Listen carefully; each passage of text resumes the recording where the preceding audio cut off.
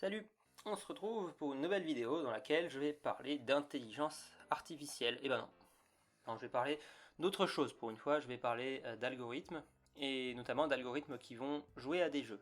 Alors, qui dit algorithme qui joue à un jeu, dit jeu. Donc techniquement, je dois trouver un jeu sur lequel faire jouer mon algorithme. Donc j'ai trouvé quelques idées, notamment le morpion, mais le problème du morpion, c'est qu'il est trop simple. Et du coup, la plupart du temps, même quand ce sont des humains qui y jouent, on aboutit à une égalité, ce qui ne sert à rien. Du coup, bon, un algorithme qui sait faire des tonnes d'égalités, ce n'est pas très amusant. Il faut donc quelque chose de plus compliqué que le morpion, mais qui ne soit tout de même pas trop compliqué, sinon créer le moindre algorithme serait extrêmement long et demanderait des heures de calcul, ce qui n'est pas ce qu'on veut. Et il se trouve qu'il existe une alternative au morpion, qui y ressemble, mais qui n'est pas exactement pareil. C'est le puissance 4.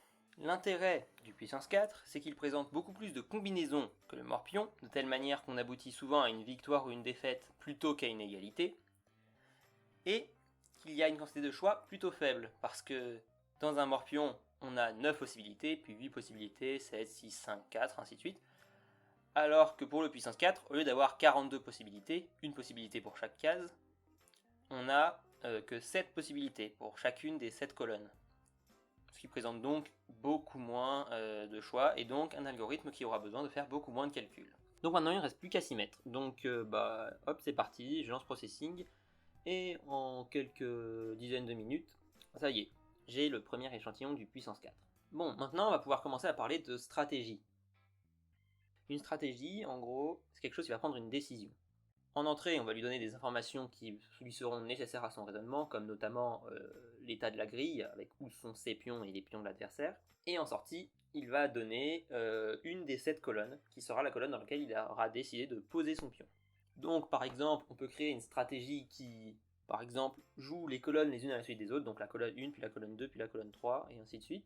Alors par exemple, voilà, c'est fait, il faut juste maintenant relier ça à mon puissance 4, et Nice. alors je disais, il faut relier ça à mon puissance 4. Et voilà, c'est bon, ça fonctionne. Et on a notre première stratégie.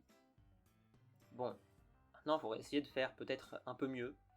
Donc on peut faire par exemple une stratégie qui joue aléatoirement. Comme ça elle est un peu moins prévisible.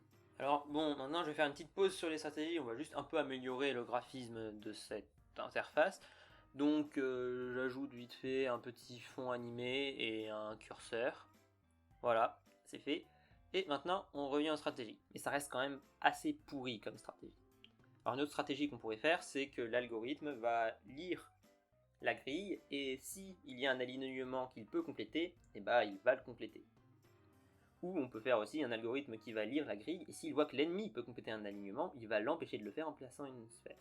On pourrait même faire un combiné des deux, dans lequel il vérifie s'il peut compléter un alignement, puis il vérifie s'il peut empêcher l'adversaire d'en mettre un. Et puis, pourquoi s'arrêter en si bon chemin? On pourrait même continuer encore plus loin.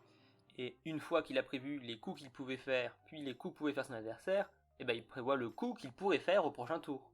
Puis le coup que pourrait faire l'adversaire après son prochain tour.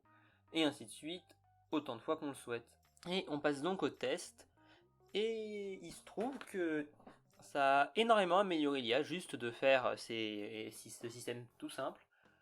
Donc lorsqu'elle prévoit 2 coups, elle reste quand même assez basique. Elles sont loin juste de prévoir tes alignements. Lorsque tu prévois 2 tours, donc 4 coups, elle devient un peu plus performante. À 3 coups, elle commence à mettre au point de petites stratégies. Et à 4 tours, l'algorithme est extrêmement fort et assez dur à battre. Mais à la longue, on finit par y arriver. Mais là, on se heurte à un problème, c'est que l'algorithme est limité par sa puissance de calcul. Le problème, c'est que pour 4 tours, ça demande en tout 10 secondes de calcul environ sur ma machine. Et 5 tours, ça demande 120 secondes de calcul. Donc vous voyez tout de suite le problème. Rien que pour faire 6 tours, il faudrait 2 heures pour calculer un tour. Et quand on passera à 7 tours ou à 8 tours, il faudra attendre une semaine ou deux pour espérer avoir un résultat. C'est complètement impossible. Et il se trouve que ce que je viens de faire là, c'est un algorithme qui existe déjà, mais dans une version primitive. J'ai fait un espèce d'équivalent approximatif de l'algorithme Minimax. Alors qu'est-ce que c'est que l'algorithme Minimax? En gros, on trace l'arbre de toutes les possibilités de jeu, et on sélectionne celle qui nous fera le plus gagner. Donc en gros, il nous suffirait juste de mettre un certain nombre de points pour chaque situation de jeu. Plus la situation est bonne, plus on met de points. Et plus la situation est mauvaise, moins on met de points. Et du coup, l'algorithme a juste à sélectionner la décision qui lui amènera vers la solution avec le plus de points. Donc il s'appelle minimax parce que lorsque on joue, on va essayer de prendre le nombre de points qui nous maximise nos chances de gagner. Et quand l'ennemi joue, il va essayer de prendre les points qui minimisent les chances de gagner. Donc j'ai corrigé mon programme pour qu'il agisse de cette manière. Du coup, en fait, ça revenait à faire ce que j'avais fait avant, sauf que cette fois-ci, plutôt que partir du principe que l'ennemi joue aléatoirement, on va partir du principe que l'ennemi prend le choix qui lui donnera le plus de chances à lui de gagner. Donc le choix où les valeurs sont les plus petites pour nous. Mais il se trouve que ça ne changeait pas vraiment la vitesse. Ça se contentait juste de rendre l'algorithme un peu plus performant, mais sans pour autant qu'il soit capable de prévoir plus de coups. Bon, du coup, je l'ai laissé, mais il semble que la limite de l'algorithme soit atteinte. Alors, s'il y en a parmi vous qui se posaient la question, oui, il existe une solution où on est sûr de gagner au puissance 4, mais elle est extrêmement compliquée et il est un peu dur de s'en souvenir. Mais du coup, on peut trouver sur internet des algorithmes plus puissants que le mien juste parce qu'ils ont dans leur mémoire la suite de choix qu'ils doivent faire pour gagner. C'est tout. Donc, je vais mettre tout ça en ligne sur GitHub si vous avez envie d'essayer le programme. Et je pense que un de ces jours, je referai des programmes là-dessus qui seront cette fois-ci des intelligences artificielles. Donc, en gros, ces programmes, eux, agissent de la même façon tout le temps, alors que les intelligences artificielles vont apprendre de leurs erreurs et de leurs défaites et devenir de plus en plus fortes jusqu'à peut-être battre ces algorithmes. Et du coup, on se retrouve pour la prochaine vidéo.